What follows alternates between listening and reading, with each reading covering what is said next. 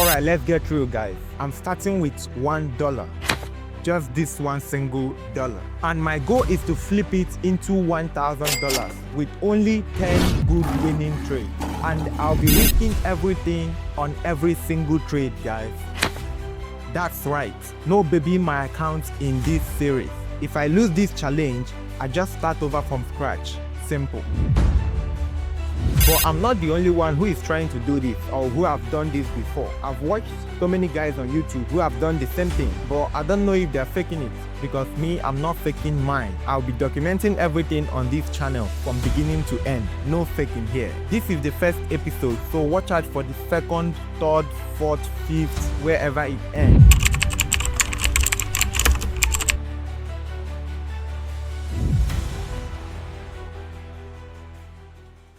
Don't worry, I know what is probably going on in your mind right now. I know what you're thinking, but whatever it is you're thinking, you are absolutely right. But hey, it's not like I'm risking my life savings in this challenge. It's just a bug, guys. It's just $1. Just $1. But here is one thing. It's easy in the beginning when you're still around $1, $2, $4, and $8, right? The first 3 trades. But when you get to the 5th and 6th trade, which is the $32 and $64, the stakes start rising, and that's where things get really interesting. So stick around because it's going to be wild. I believe my strategy can do this, guys. But you see, catching 10 winning trades in a row is close to impossible. But if luck, if luck is really on your side, then you can pull it off. After all, Alex turned $100 into a meal, right? Although I cannot compare myself to him. But it's just the same thing we are trying to do here. Just that we are coming from a different dimension. We are taking different trading approach. The only downside is the first 3 trades. So if I can catch good first 3 trades, guys, then my $1 is safe, because by then my current balance will be at $8. So I'll be able to set aside $1 and a few cents, which means I have recovered my investment capital. $1 is my investment capital, guys. So in the first 3 trades, I'll recover that and put it one side. Then after that, I'll continue trading with the remaining balance. Guys, there's a way I'll do this. It is part of the plan I wrote for this challenge, and I'll continue with the same approach till the end. But keep in mind, this is not financial advice. I don't recommend anyone trading like this unless you are okay with losing $1. I don't want to get my hopes up on this challenge, because I can see from a clear point that it might not work out. It really might not work out, because this is close to impossible.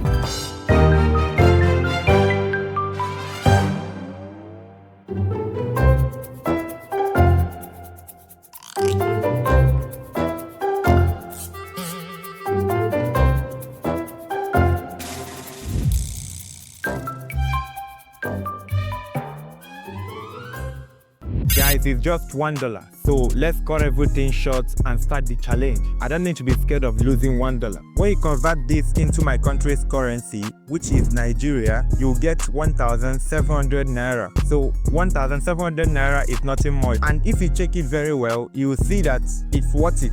Risking that little amount of money to make this big amount of money, it's worth it, guys. Even if it is risky, it is still worth it. But it's not risky. That's the fact. See, I'll be following a particular approach, like a particular trading approach that I've really planned very well. In fact, I wrote everything down from stage 1 to the last stage on a piece of paper, so I'm very prepared for this, guys. For this challenge, I'm sticking to a super simple plan. Number 1, I will only be taking trades with a 1-to-1 risk to reward ratio. I'll explain how I will do that later. And number 2, if I win any trade, I go all in on the next trade. And number 3, if I lose one trade out of these 10 trades I plan to take, then I'll have no other option than to reset the balance to $1 and go again until I achieve this goal. Now, here is why I picked the 1-to-1 risk to reward ratio for this challenge. It's not because it's the best or safest trading approach. It's far from it, but it's quick and the match really makes sense. Double the account or blow it at every single stage until I hit the 1K goal.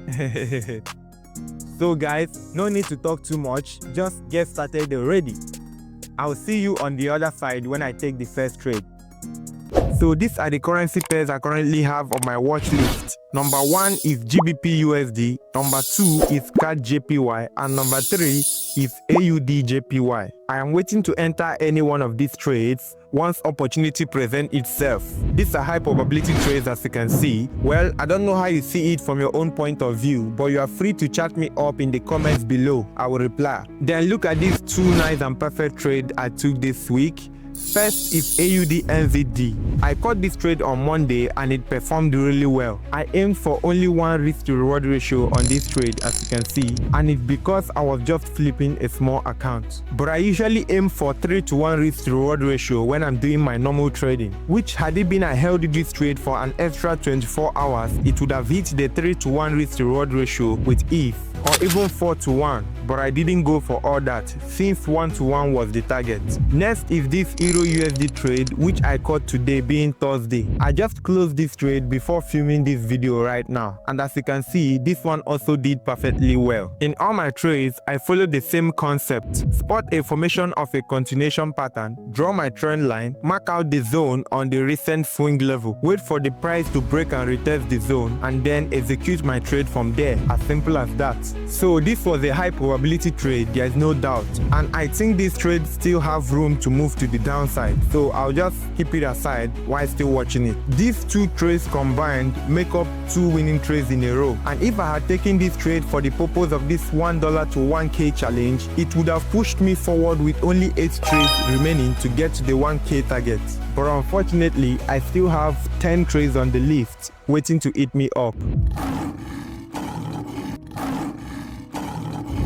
Not an easy thing, it's really trying to eat me, man. But chill, man. I have not even taken one trade yet. You might be wondering, how do I plan to enter a trade with just $1? But don't worry, there is a simple and mind-blowing way to do that. It's called a cent account. First of all, what is a cent account? Now, I don't know if you've heard about it before, but in case you've not, a cent account in Forex trading is a type of account where the balance is displaying in cents instead of real dollars.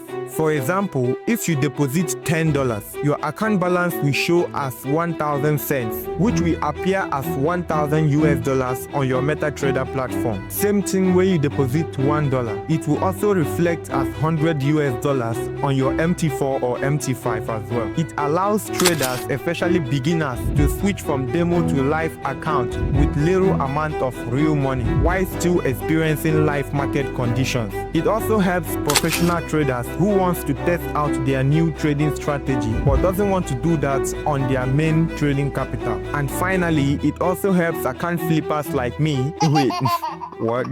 Did I just say me? Well, it's my first account flipping challenge with a difficult or even impossible target. Normally, I've taken $1 to $10 when market conditions were good for me, and I did that only a few times. But this one is something different. Lastly, the broker I'll be using for this challenge is the FBS broker. Now, FBS is a reliable broker from Cyprus. It is regulated under the Cyprus Securities and Exchange Commission, known as CySEC. FBS offers a cent account that is beginner friendly, and they offer services to users worldwide. So guys, this is my FBS account dashboard, as you can see right here, and from the balance you can see I have $1.54 in this account, and this account is already linked to my MT5 platform. You can see it's a real account and uses only MT5 platform, right? So it's already linked to my MT5 platform, which I'll show you in a minute. This is just how the cent account looks. Very beginner friendly interface. Once you create an account with them, you just have your cent account like this. You click on deposit, you click on withdrawal,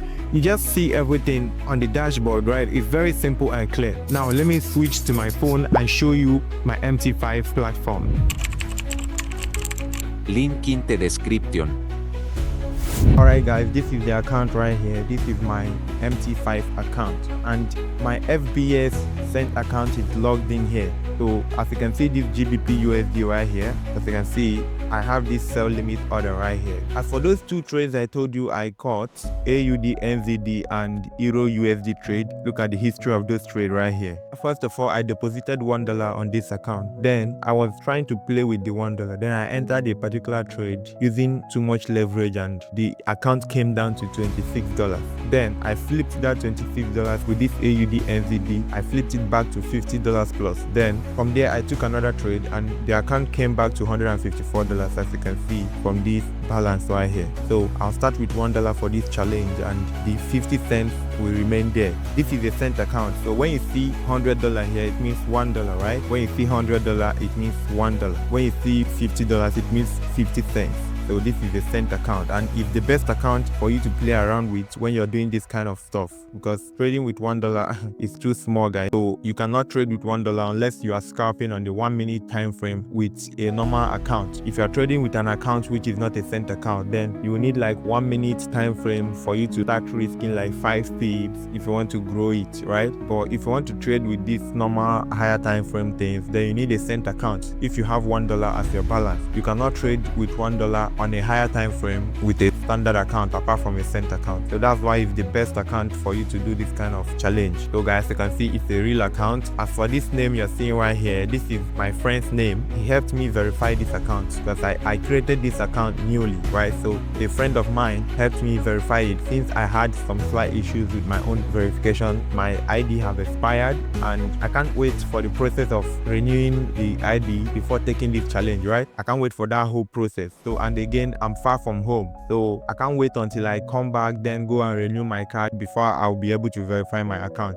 That's why I used my friend's ID. I asked him to help me, then he helped me verify it. That's why his name is on this account. But no worries, guys, this is me handling this account. It's my account, so make sure you grab this account number right here so that you won't miss anything here. I will not fake anything on this challenge. If I lose this challenge, it's gone, guys. So make sure you grab this account number. All right, you can see we already took 2 good winning trades, and let's say we are off with a good start. I'll continue from these 2 good winning trades I took, then I'll see if the 3rd, 4th, 5th, 6th, you understand? Let's see if all of them will be good winning trades. And if I'm finally able to pull this off, guys, I'll be the happiest person on earth, guys. So let's see how it goes.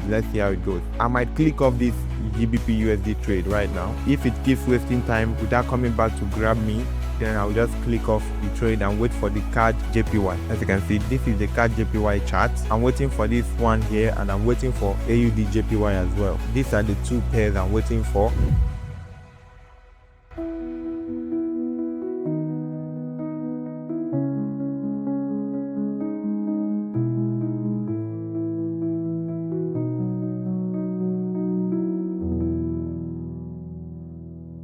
So guys, it's currently midnight right now. Let's say early morning. This is currently 4 a.m. in the morning, right? So it's still night. As you can see, the first trade, which is the GBP USD trade, it haven't yet retested our zone for me to enter the sell. You can see it's still around here. It haven't yet come back to the zone where I want it to come to. I'll keep waiting for this trade, or maybe at some point I'll just click off this trade. Look at another good trade I'm expecting, which is this CAD JPY. I can say this trade is a good one, considering the fact that this is a zone. So this is the zone where it came to retest higher high, higher low, higher high, higher low. We retested this previous higher high, then it wants to go up again. So this is a nice setup, guys. It was around here before, so the setup have changed. This is a trend within the trend. We created this lower high, so I have to shift this zone to this level. That's what I did. So now this is my main zone. If it breaks there, retest it, that's where I'll enter the trade, and then my take profit will come to this level. All right, it's making sense a little bit here. This is one of the good trades. If I take this trade, I expect to win this trade, and this is one of the trades I don't look back before taking. Just love taking this kind of trade. Another interesting thing is that this is a clear triangle expanding to the downside. As you can see, this signifies a reversal, like the market is expanding too much to the downside, which means it will likely change trend and start going bullish really soon, right? This pattern right here is just like a wedge. This one is expanding to the downside, but the normal wedge, which the one we all know, is when price is squeezing to the downside. Like instead of expanding, it's squeezing, understand? Then it finally reverses and starts going up. So when you draw the line, you get something like this. So this is the main wedge right here, when price is squeezing to the downside. But this one right here is not opposite of this. They are the same thing. They function the same way. They are all reversal patterns. But this one, instead of squeezing, it's expanding. You see, from this small move from the top side, it's expanding as it continues going down, right? So that's why it's expanding triangle. So this is one of the best trades. So another trade I'm looking at right here is this AUD JPY. So these are JPY pairs, right? Japanese yen pairs. Most of the time they correlate with each other. They do the same thing. Majority of those JPY pairs, they do the same thing. When you see this one creating a flag, this one is probably creating a flag as well. So this one is creating a descending channel. The other one is expanding triangle, but this one is flag. The main name for this is descending channel, popularly known as flag. Before this zone was here, this was the zone before, but since price kept going down, I shifted it to this level. The same thing I did on the CAD JPY. You see, so they correlate perfectly with each other. So these are the main three pairs that I'm currently watching: CAD JPY, GBP USD, and AUD JPY. They are the pairs I'm currently watching right now to enter the first trade for this challenge. And I just pray the first trade becomes a good winning trade. It's good to start with a positive vibe. I will update you when I catch any trade, maybe in the morning, but I don't want to hold trades for the weekend. Understand? I don't want to hold trades for the weekend. I want to avoid that spread, that Sunday evening spread, in case if the market is in my stop loss. Before the market closes today, I'll make sure I close any trade. In case if I'm on any trade, I'll make sure I close it. I won't hold any trade for the weekend. That Sunday evening spread, I want to avoid it in case if the market is in my stop loss, so that it will not just spread out and stop me out. But if I don't see any trade today being Friday, I'll wait for next week Monday. Probably I must catch a trade either on Monday or maybe Tuesday, right? But I must catch a trade on Monday if I don't catch any trade today. So guys, today is Sunday and this is currently midnight right now, 1:34 a.m. in the morning. So I want to quickly update you about the trade setups and where they closed for the week. This is CAD JPY. As you can see on the screen, the last time I checked this pair, which was on Friday, the price was around here. Right now, you can see where the price is currently at. The price is just around the zone, which means it's planning to break the zone. Like I said before, I don't want to hold trades during the weekend because of that Sunday evening spread. I'm a little bit happy that I didn't take the trade on Friday. So I believe I'll catch this trade on Monday. Like I said before, I believe it will be on Monday. Look at where it closed. It closed at 110.641. Let's see how it plays out on Monday. Then this is also the AUD JPY right here. As you can see, it's basically doing the same thing that CAD JPY is doing. CAD JPY is just at the zone waiting to break, and this one is also there just waiting to break the zone as well. So I'm waiting for these two pairs. You can see they are almost close to execution. Once they break this zone, retest it, I catch my buy. You know, I cannot enter two trades at the same time because I'm going full margin on each of the trade. That's why I will need to select the best out of these two currency pairs. So anyone that gives me the confirmation first, that's the one I will enter, because I cannot enter the two of them at the same time. So this is the GBP USD trade that I showed you, right? I said I'll click off the trade, and which I did. I clicked off from this trade because, as you can see, it did not retest my zone. It broke out the zone with momentum. It might not be able to come to retest the zone, and it didn't. This trade would have been a good one had it been it just retested my zone. I catch myself from there. This is the high probability trade, just like the Euro USD. When you look at the left, you will see this order block right here, this nice order block. So this is the high probability trade. These are the types of trade I need to be taking for this challenge if I want to get really far in this challenge, right? This week was presenting good opportunities, guys. Now, okay, I remember, let me also show you the Euro USD. Let me show you how it later played out. Look at the Euro USD. You see it correlates with GBP USD. They are doing the same thing. Although this one happened before GBP USD, but they will end up the same place, right? Remember I said that the Euro USD trade has more room to go to the downside, right? As you can see, it kept pushing down. And had it been I held this trade for an extra 17 hours, guys, it would have reached my 3-to-1, as you can see on the screen. And 3-to-1 is my normal target when I'm doing my normal trading, right? This trade would have done really well. Just like the AUD FVD trade on Monday, that trade also did well. So the two of them are the trades I took for this week. And had it been I held them, I would have made huge profit for this week, guys. But no, I'm piloting only 1-to-1 for this challenge because I was just using this trade to flip the little send account. So there's no need to target the 3-to-1 because I'm just flipping the account. For this challenge, if I'm targeting 3-to-1, then it will make sense really hard for me, right? So that's why I scaled down to 1-to-1. But had it been I was doing my normal trading, these two trades would have been a good trade. The GBP USD trade would have been another good trade. Although he didn't play our ball, this week was just presenting good opportunity. That's why he kept pushing to the downside, right?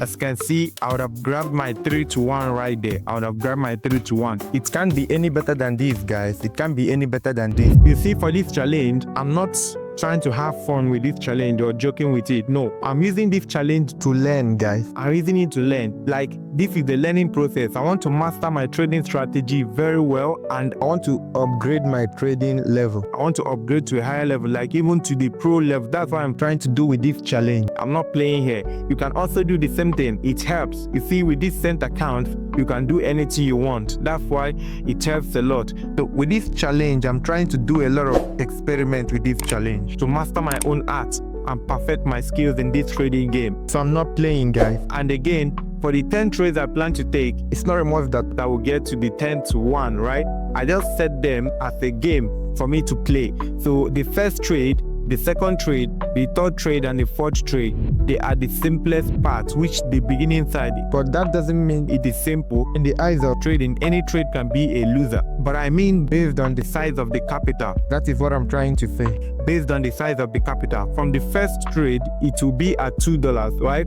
There is no emotions when you lose that $2. The second trade, it will be at $4. You won't feel any emotion when you lose the $4. The third trade, it will be at $8, right? And if you lose it, you won't feel too bad. The fourth trade will be at $15. If you lose it, you will still feel too bad because you are just coming from $1, right?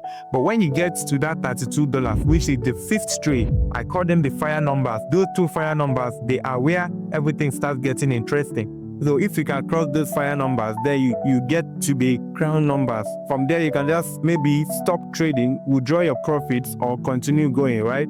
That will be your choice. But for this challenge, I just want to try my best to get to the 5th and 6th number, which are the fire numbers. Like, I want to try my best to get there. I want to really get to those numbers. Taking 5 trades in a row without losing any one of them. But that doesn't mean I will stop there. Once I reach the fire numbers, from there I can take a bonus trade and maybe make a little withdrawal, right? Then I can continue trading with the remaining balance, getting to the 1,000 goal, which is the 10th trade. So when you cross the fire numbers, we now proceed to the crown numbers. You can see those numbers have crown. The 7th number, the 8th number, 9th number, and then the golden crown, which is the number 10. That is the last one. Once you can get there, it means you have achieved your goal of turning $1 into $1,000.